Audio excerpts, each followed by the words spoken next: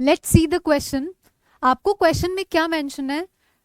In the following question a statement of assertion A is followed by a statement of reason R, mark the correct choice as. आपको दिया गया है assertion and reason. आपको इन assertion और reason के through इनको पढ़ने के बाद आपको करेक्ट ऑप्शन को चूज करना है। असर्शन में मेंशन किया गया है टेंडन्स और लिगामेंट्स जो होते हैं are the example of dense irregular connective tissue. आपको पता होना चाहिए कि हमारे कनेक्टिव टिश्यू को 3 पार्ट्स में डिवाइड किया गया है, लूज, डेंस एंड इसके अलावा स्पेशलाइज्ड। जो डेंस टिश्यू होता है उसके अंदर 2 पार्ट्स आते हैं, एक होता है इरेगुलर और दूसरा जो होता है वो क्या होता है, रेगुलर।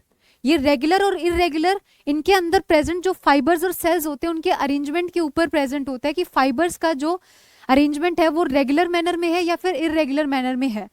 तो आपको बोला गया है टेंडन्स एंड लिगामेंट्स या एग्जांपल होते हैं डेंस इरेगुलर के। बेसिकली डेंस रेगुलर के अंदर टेंडन्स और लिगामेंट्स जो है वो फॉल करते हैं।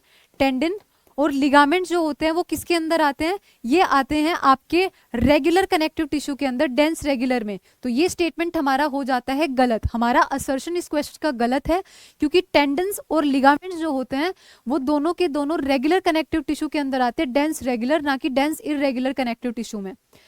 अब आपको रीजन पढ़ना है। रीजन में दिया गया है the orientation of the fibres show irregular pattern in dense irregular connective tissue.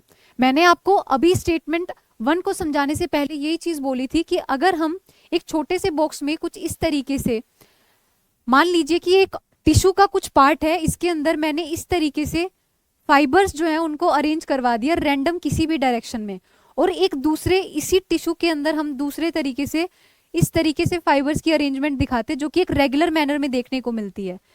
अब आप अगर ध्यान से देखेंगे तो जो ऊपर वाला टिश्यू है वो क्या बनाता है? हमारा डेंस इरेगुलर, जबकि जो नीचे वाला टिश्यू है वो क्या बनाता है? हमारा डेंस रेगुलर टिश्यू।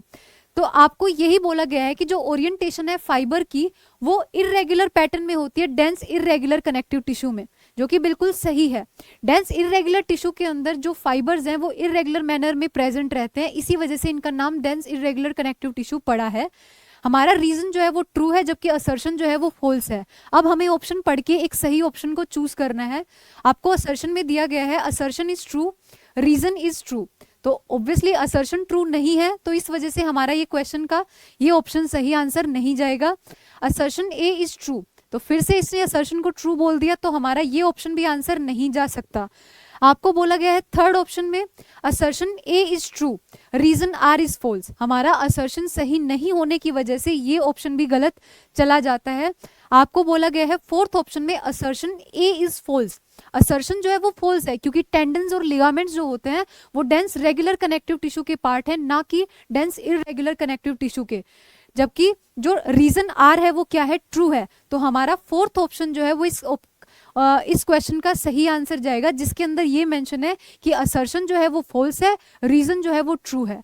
तो हमारे इस क्वेश्चन का आंसर जाएगा ऑप्शन डी।